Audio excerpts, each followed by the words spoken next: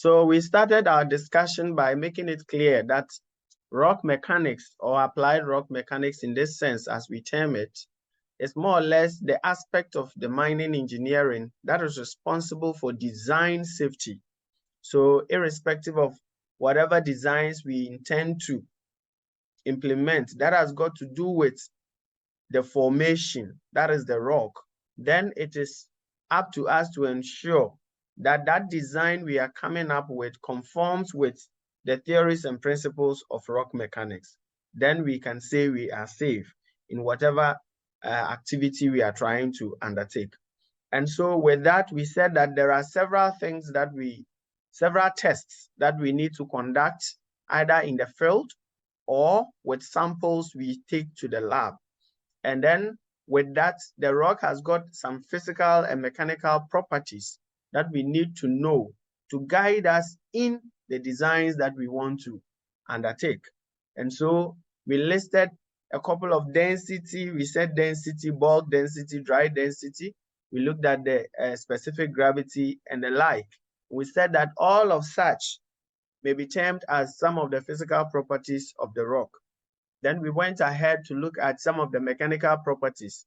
We said that with the mechanical properties, to test for them is usually basically for the strength, how much load our rock material can bear before failing.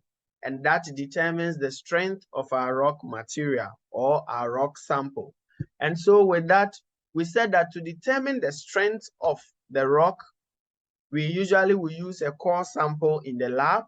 And with that rock sample, to use it in the lab, there are several tests we can conduct, one of which is termed as the uniaxial compressive strength.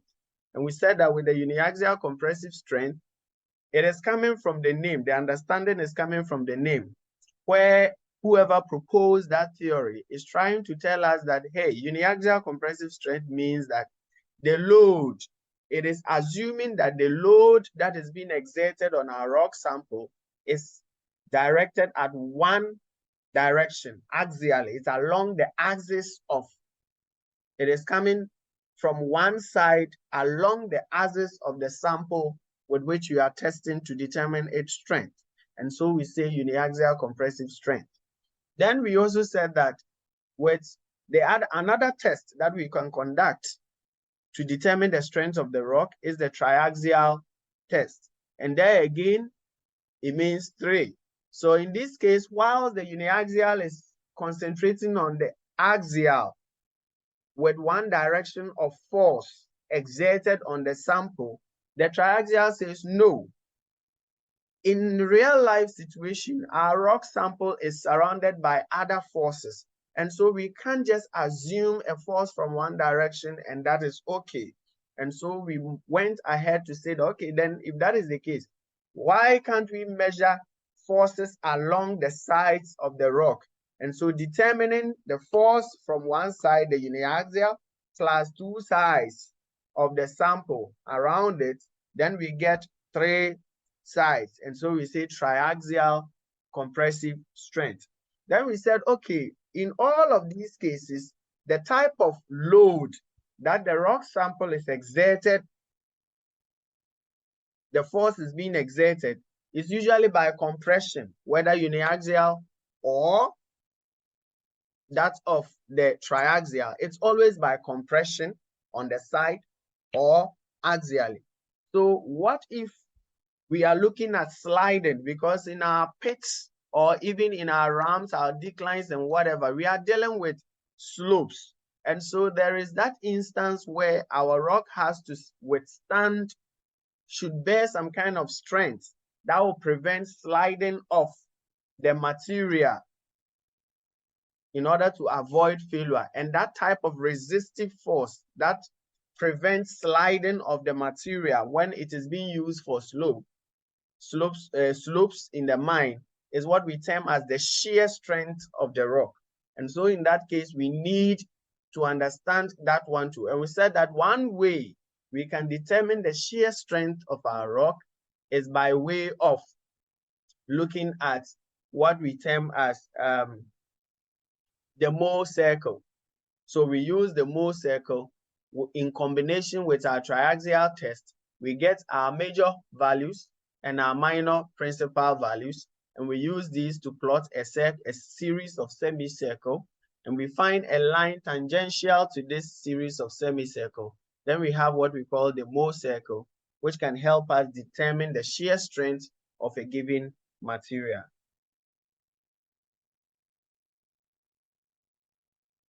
So having gotten that, we said, okay, now we've been able to determine the sliding effect, compressive or compression. Then what if our rock was to be pulled apart?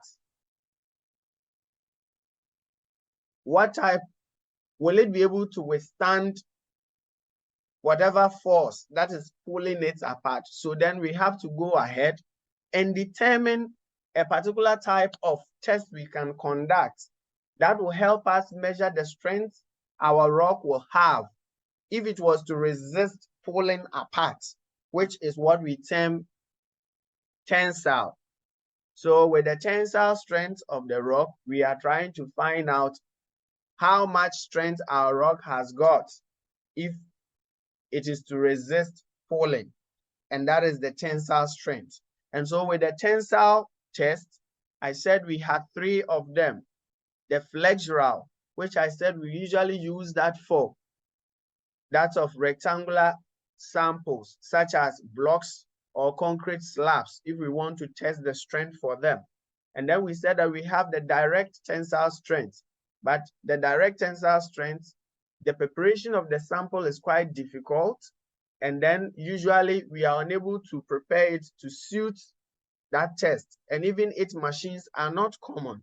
And for that reason, usually we do not use those ones in most laboratories. Typical example is UMAT. In our lab, we don't have the direct tensile strength machine. However, the one that is widely accepted and used everywhere is the Brazilian tensile strength test. And I said that that one has another name. Who can update us? Which is, so the Brazilian test is also known as the indirect tensile strength test. Why do we say indirect tensile strength test? We are saying it is indirect because the sample, instead of pulling it apart, just like we can obviously see by pulling, that is direct way of determining tensile strength. But this time around, it is kind of a test you are conducting by using compression, which is expected that whilst you are compressing, some deformation will occur along the axis this way. And when it is that type of force is occurring along the axis this way, it becomes a tension stress. So with that kind of tension occurring along the axis, then the failure that has occurred is as a result of tension. And so we term that type of test, or the value we get during the Brazilian test, as an indirect tensile strength test. And to better get a good result, we expect that the sample is to be 1:1. The length to diameter ratio should be 1, so that the force is uniformly distributed when you are exerting that kind of pressure on it, in order for you to get the tensile stress that you are looking for. And so that was what we did. That was last week, Friday. Then we went ahead to look at another test we call the point load test. We said that it is one of the easiest kind of tests that the engineer will have that flexibility, unlike the other tests I've mentioned, where you have to prepare the sample in some kind of a special way using ratios of 2.5:1. But this time around, you are at liberty to pick any sample, provided you are able to determine the diameter of the sample and the length of the sample, certain physical features that will help you in computing for the correction. And so that was the point load test. So getting to know the point load test, we went ahead to look at some calculation for it. And then we went ahead to look at another type of test, which is a mechanical property, which is said to be the durability of a rock sample. So that notwithstanding, we went ahead to look at durability when we come to our rock material.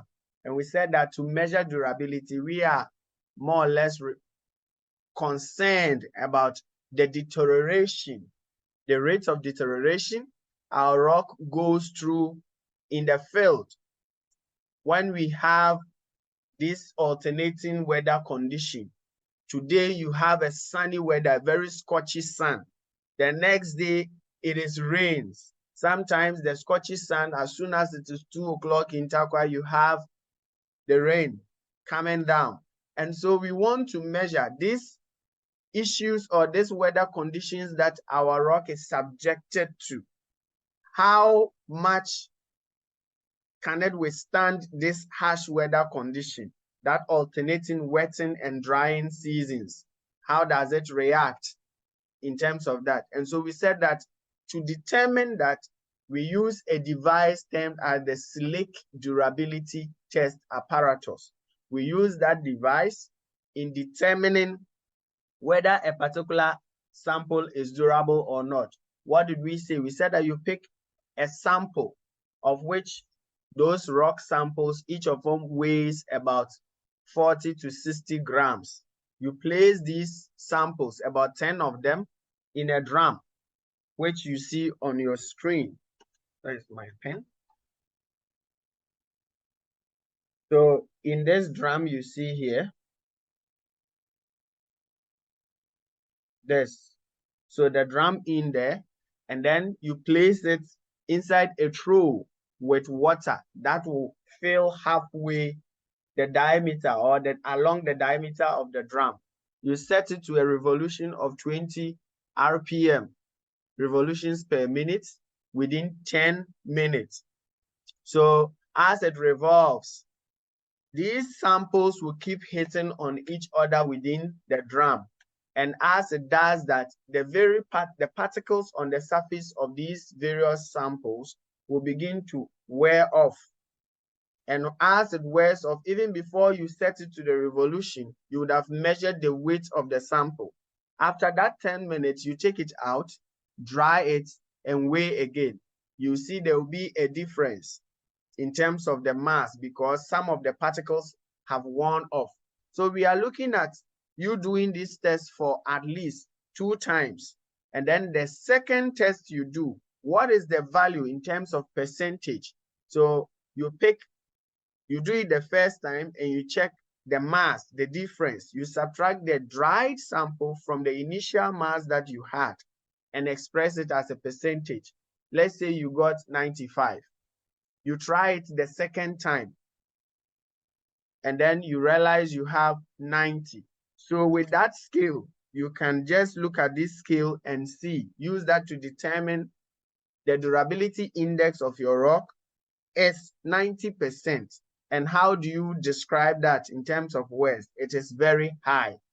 But then you place this sample inside the rock, the water, and then just at the end of the revolution, you have 50% of the samples left. That tells you the rock is either a sedimentary rock or some kind of a cheap porous rock. And so it is not durable. So if you expose this type of material and you have some kind of a structure sitting on it, you should be ready, or you should make up your mind that you are using that temporary for the shortest possible time, but to have a more durable structure somewhere else, because that material your structure is sitting on is not going to last. So that is how we measure durability when we get to the field or we want to determine durability of our rock material.